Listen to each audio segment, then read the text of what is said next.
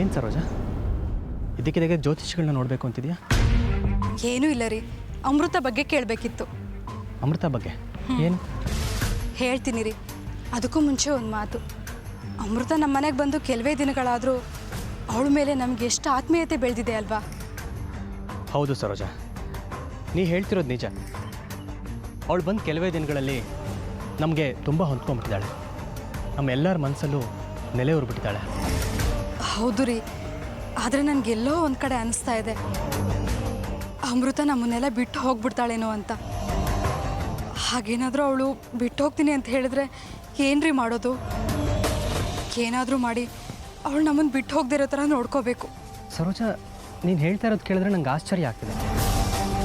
ಅಮೃತ ಮನೆ ಬಿಟ್ಟು ಹೋಗ್ತಾಳ ನೋಡು. ಅವಳು ನಮ್ಮ ಮನೆ ಬಿಟ್ಟು ಹೋಗೋದು ನನಗಿಷ್ಟ ಇಲ್ಲ ಸರೋಜ. ಅದಕ್ಕೆ ನಮಗಿರೋದು ಒಂದೇ ದಾರಿ ಅಂದರೆ ಅಮೃತನ ನಾವು ದತ್ತು ತಗೊಳ್ಳೋದು. ಅವಳನ್ನ ಒಂದ್ಸಲ ನಾವು ದತ್ತು ತಗೊಂಡ್ರೆ ಅವಳು ಮತ್ತೆ ಯಾವತ್ತೂ ಮನೆ ಬಿಟ್ಟು ಹೋಗಲ್ಲ. ಯಾಕೆಂದರೆ ಅವಳು ನಮ್ಮ ಮಗಳಾಗಿರ್ತಾಳೆ. ನೀನು ಹೇಳೋದು ಸರಿ ಸರೋಜ. ಇನ್ನಷ್ಟೇ ಸಂತೋಷ ನನಗೂ ಆಗ್ತಿದೆ ಅವಳನ್ನ ದತ್ತು ತಗೊಳ್ಳೋದ್ರಲ್ಲಿ. ಆದರೆ ಒಂದು ಅನುಮಾನ ಕಾಡ್ತಿದೆ, ಅಮೃತ ಇದಕ್ಕೆ ಒಪ್ಕೋತಾಳ ಅಂತ. ಒಪ್ಕೋತಾಳೆ ರೀ, ಖಂಡಿತ ಒಪ್ಕೋತಾಳೆ. ಯಾಕೆಂದರೆ ಪಾಪ ಅವಳಿಗೆ ತನ್ನೋರು ಅಂತ ಯಾರೂ ಇಲ್ಲ. ಹಾಗಂತ ದುರ್ಗಾಪುರದ ಅರ್ಚಕರು ಹೇಳಿದ್ರು ಅಲ್ವಾ? ಅವ್ರು ಹೇಳಿದ್ರು ಸರಿ, ಆದರೆ ಅವಳು ತನ್ನವರು ಅಂತ ಯಾರೂ ಇಲ್ಲದೆ ಇರೋದಕ್ಕೆ ಹೇಗೆ ಸಾಧ್ಯ? ಯಾರು ಒಬ್ಬರು ದೂರದ ಸಂಬಂಧಿಗಳು ಇದ್ದೇ ಇರ್ತಾರೆ. ಇರಲಿ ಬಿಡು, ಅದನ್ನು ಅಮೃತ ಹತ್ರನೇ ವಿಚಾರಿಸೋಣ. ಆದರೆ ಒಂದಂತೂ ನಿಜ, ದೇವಸ್ಥಾನಕ್ಕೆ ಬಂದಾಗಲೇ ಆ ದೇವರು ನಿನ್ನ ಬಾಯಲ್ಲಿ ದತ್ತು ತಗೊಳ್ಳೋ ವಿಚಾರ ಮಾತಾಡ್ಸಿದ್ದಾನೆ ಅಂದಮೇಲೆ ಆಗಿದ್ದಾಗಲಿ ಬಿಡು. ದತ್ತು ತಗೊಳ್ಳೋದಕ್ಕೆ ಏನೇನು ವ್ಯವಸ್ಥೆ ಬೇಕೋ ಎಲ್ಲ ಮಾಡೋಣ. ಹೌದು ರೀ. ರೀ, ನಾವೀಗ ಜ್ಯೋತಿಷಿಗಳ ಹತ್ರ ಹೋಗ್ತಾ ಇರೋದು ಅಮೃತನ ದತ್ತು ತಗೊಳ್ಳೋದಕ್ಕೆ ಒಳ್ಳೆ ದಿನ ಯಾವುದಿದೆ ಅಂತ ವಿಚಾರಿಸೋದಕ್ಕೆ. ಹಾಗೆ ಮನೆಗೆ ಹೋದ ತಕ್ಷಣ ಅತ್ತೆ ಹತ್ರ, ಚಿಕ್ಕಪ್ಪ ಚಿಕ್ಕಮ್ಮನ ಹತ್ರ ಈ ವಿಷಯದ ಬಗ್ಗೆ ಹೇಳೋಣ. ಅವ್ರ ಒಪ್ಪಿಗೆನೂ ತಗೊಳ್ಳೋಣ. ಅದಾದಮೇಲೆ ಅಮೃತಂಗೆ ಈ ವಿಷಯನ ಹೇಳೋಣ ಅಲ್ವಾ?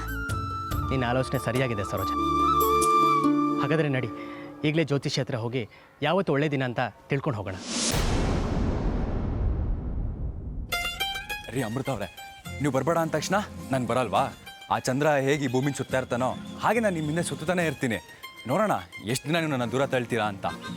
ರೀ ಅಮೃತ ಅವರೇ, ಬಿಡಲ್ಲ ನಾನು ನಿಮ್ಮನ್ನು. ರೀ, ಇದು ತುಂಬ ಅನ್ಯಾಯ ಕಣ್ರಿ. ಒಳ್ಳೆ ಸಿಂಧು ನಾಗರಿಕತೆಯಲ್ಲಿ ಬದುಕ್ತೋರ್ ಥರ ಆಡ್ತಿದ್ದೀರಲ್ರಿ. ನಿಮ್ಗೆ ಒಂಚೂರು ಫೀಲೇ ಇಲ್ವಾ? ನಾನು ಒಬ್ಬನೇ ಹೀಗೆ ಗಂಟ್ಲಡ್ಸ್ಕೊಂಡು ಸಾಯ್ತಾ ಇರಬೇಕಾ? ರೀ, ಒಬ್ಬ ಬಡಪಾಯಿ ಹುಡುಗ ಎಷ್ಟು ದಿನದಿಂದ ನಿಮ್ಮ ಹಿಂದೆ ಬಿದ್ದಿದ್ದಾನೆ. ನೀವು ಕಣ್ಣೆತ್ತು ನೋಡಿದೆ, ಮಾತು ಆಡಿಸ್ದೆ, ನಿಮ್ಮ ಪಾಡಿ ನೀವು ಪ್ರದಕ್ಷಿಣೆ ಹಾಕ್ತಿದ್ದೀರಾ. ದೇವ್ರ ಮೇಲಿರೋ ಭಕ್ತಿಲಿ ಮುಳುಗೋಗಿದ್ದೀರಾ. ನನ್ನ ಪ್ರೀತಿಲಿ ಯಾವಾಗ್ಲೂ ಮುಳುಗ್ತೀರಾ? ನಿಮಗೊಂದ್ಸರಿ ಹೇಳಿದ್ರೆ ಅರ್ಥ ಆಗಲ್ವಾ? ದಯವಿಟ್ಟು ನನ್ನ ಹಿಂದೆ ಬರೋ ಪ್ರಯತ್ನ ಮಾಡಬೇಡಿ. ನನಗಿದೆಲ್ಲ ಇಷ್ಟ ಆಗಲ್ಲ.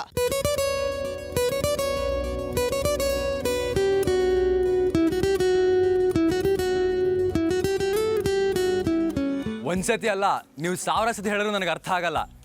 ನೀವು ನನಗೆ ಇಷ್ಟ ಆಗಿದ್ದೀರಾ, ಹಿಂದೆ ಬಿದ್ದಿದ್ದೀನಿ. ಈ ಬದುಕೆಲ್ಲ ನಿಮ್ಮ ಹಿಂದೆ ಬಿದ್ದರೂ ಚಿಂತೆ ಇಲ್ಲ. ಯಾಕಂದರೆ ನೀವೇ ನನ್ನ ಬದುಕು ಅಂತ ಅಂದ್ಕೊಂಡಾಗಿದೆ. ಜೀವನ ಪೂರ್ತಿ ನೀವು ನನ್ನ ಜೊತೆ ಇದ್ದರೆ ನನ್ನ ಜೀವನ ಸರಿ ಹೋಗುತ್ತೆ ಅಂತ ನನಗನ್ಸುತ್ತೆ.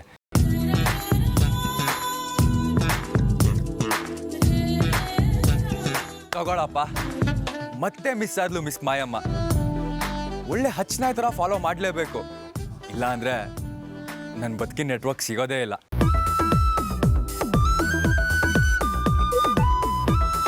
ರೀ ರೀ ಅಮೃತ ಅವರೇ, ರೀ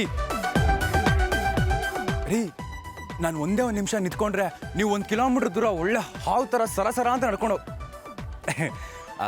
ನನಗೆ ಗೊತ್ತು ನಿಮ್ಗೆ ಕೋಪ ಬಂದಿದೆ ಅಂತ. ರೀ ಅಮೃತ ಅವರೇ, ಅಲ್ರಿ ಮಧ್ಯಾಹ್ನ 12 ಗಂಟೆ ಆಯ್ತು.